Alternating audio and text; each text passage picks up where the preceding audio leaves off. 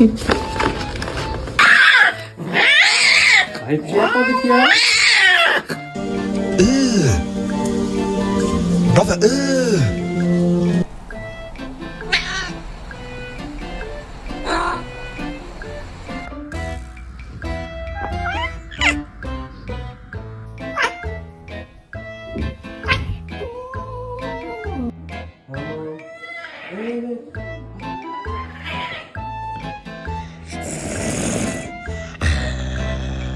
If you touch that again, I shall kill you right now.